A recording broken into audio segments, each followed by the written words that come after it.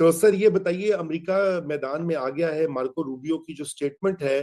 اور روس کی اور سعودی عربیہ کی، تو آپ یہ سمجھتے ہیں کہ یہ دونوں، یہ ساری جو طاقتیں ہیں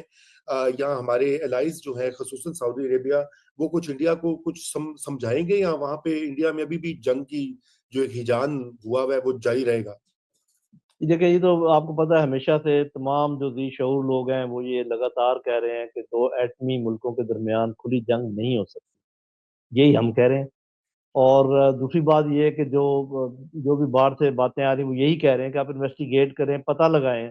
پرپیٹریٹرز کا، اور جو ان کے خلاف آپ نے اقدام، یہ ہم بھی کہہ رہے ہیں کہ جی آپ انکوائری کرا لیں، آپ انٹرنیشنل انکوائری کروا لیں اور پتہ لگا لیں کون ہے، ان کو ضرور آپ سزا دیں۔ یہ تو ہم بھی کہہ رہے ہیں، ہم نے یہ بھی کہا کہ ہم ہر قسم کے ٹیررزم کے خلاف ہیں، لیکن جو ماضی کو اگر ہم دیکھیں تو، اور جو موجودہ حال سچویشن ہے وہ یہ ہے کہ جو وپ اپ کیے ہیں سینٹیمنٹس مودی سرکار نے اپنے ملک کے اندر، اور جس طریقے سے ایک سٹانس لیا ہے انٹرنیشنلی، تو وہ ایک جس کو کہتے ہیں نا کمٹمنٹ ٹریپ، جس کو لوگ کہہ رہے ہیں کہ بھی ایک پھنس گئے ہیں یہ بات کہہ کر کہ اگر وہ بھی یہ کہتے ہیں کہ جی ہم بڑے بے شک بڑے بڑے بیان دیتے ہیں کہ جو پکڑا گیا جس کے متعلق پتہ چلا تو ہم یہ کر دیں گے وہ کر دیں گے، that would have been okay کہ چلیں جس حد تک بھی ہے۔ لیکن یہ جو پریشر ہے، یہ پچھلی دفعہ آپ کو یاد ہوگا کہ انڈیا نے مانا نہیں تھا، اور انہوں نے پھر بھی کارروائی کر دی تھی، اور پھر بہت پریشر آیا تھا پاکستان پر۔ آپ کو اطلاع ملی ہوگی کہ بڑے بڑے ملکوں نے کہا کہ بس یار تمہارا ایک کبئی تو مارا گیا ہے، ایک درختی کو تو ہٹ ہوا ہے تو چھوڑ دو، پی جاؤ۔ بلکہ میں تو اس چیز کا بھی یہ آپ کو یاد ہوگا ایک دفعہ ان کا براموس غلطی سے ادھر ادھر سے پہنچ گیا تھا، اس وقت بھی غیر ملکوں کے کہنے پہ وہ پی گئے تھے ہم، حالانکہ میں نے اس وقت بہت شور مچایا تھا کہ یہ بات پینے والی نہیں ہے، کیونکہ براموس جو ہے وہ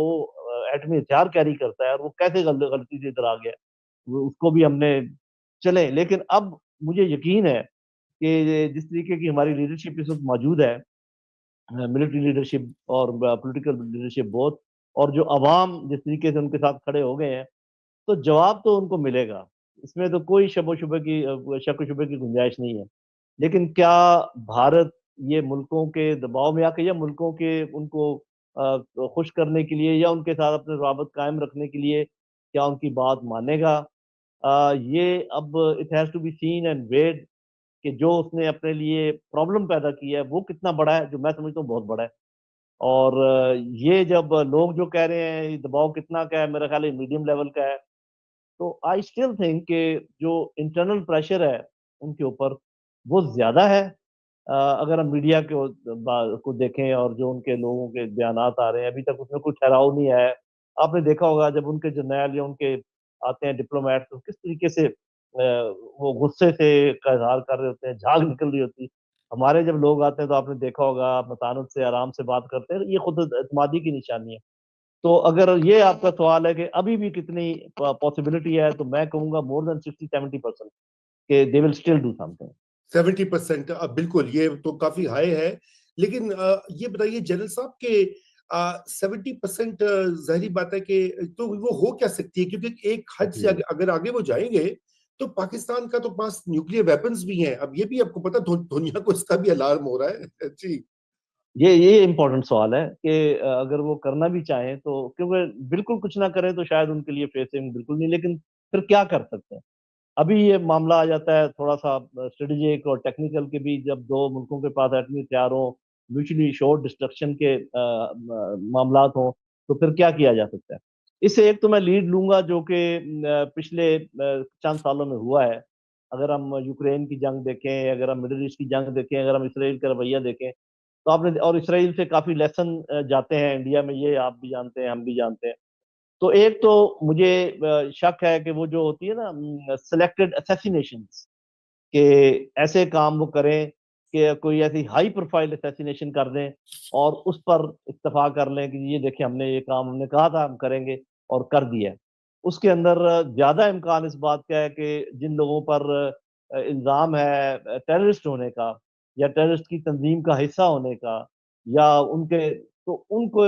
ان کے اوپر وار کرنا، کیونکہ اس کے لیے پھر ایک ان کے پاس وہ بن جائے گا، بہانہ بن جائے گا، اور پوری دنیا کو کہیں گے دیکھو جی کوئی ریئیکشن نہیں آنا چاہیے، کیونکہ ہم نے تو ایک ٹیررسٹ، اور ایسے ٹیررسٹ خاص کر جو کہ پروسکرائبڈ ہیں इंटरनेशनल लेवल पर या अमेरिका ने किया हुआ ये कुछ, वो बड़े इसका एक हिस्सा हो सकते हैं मेरे ख्याल में। एक तो ये इम्कान है, ये मेरा ख्याल, इसको मैं हाई प्रोबेबिलिटी दूंगा।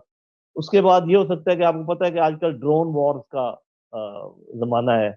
और ड्रोन्स को कोई बहुत सीरियसली नहीं लिया जाता कि जी ड्रोन ने उधर हमला कर दिया। तो जैसे ये जगह है मुरीद के या कोई ऐसी जगह, वहां पर कोई ये जो सुसाइड ड्रोन होते हैं या कोई जो जिनके ऊपर बॉम्ब वगैरह होते हैं, वो ऐसे ड्रोन्स का हमला कर दें, तो ये इसका इम्कान भी है, क्योंकि ड्रोन को डिटेक्ट करना भी मुश्किल होता है।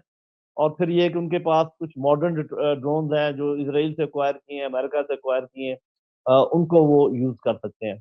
इसके अलावा वो अगर सिर्फ कंसंट्रेशन करें, फोर्सेस की लेकर आए, तो साफ ज़रा उनका भी काफी माली नुकसान होगा, लेकिन हम हमारे ऊपर इकोनॉमिक स्ट्रेच काफी पड़ेगा। उसके अलावा वो फिर हमें तो जो इधर बढ़ाकर जो ऑलरेडी काम वो कर रहे हैं, मैं तो ये कहा करता हूँ इतना उन्होंने पहले ही हमारा खून बहा रहे हैं कि शायद मजीद उनको कुछ करने की जरूरत नहीं है, और ये शोशा उन्होंने इसलिए छोड़ा हो कि ताकि उसको हम भूल जाएं कि जी वो हमारे साथ बाकी क्या कर रहे हैं। ये टीटीपी के थ्रू और बीएलए और बीआरए और दाइश और आईएसआई के, ये क्या हो रहा है? मैं तो कहता हूँ ऑलरेडी हालत जंग में है, बल्कि हमारा रिएक्शन थोड़ा म्यूटेड था। उनके देखें थोड़ी सी बात हुई जो हमने की भी नहीं है, क्या इसको वो कहते हैं एस्केलेशन डोमिनेशन, कि हु डोमिनेट द एस्केलेशन,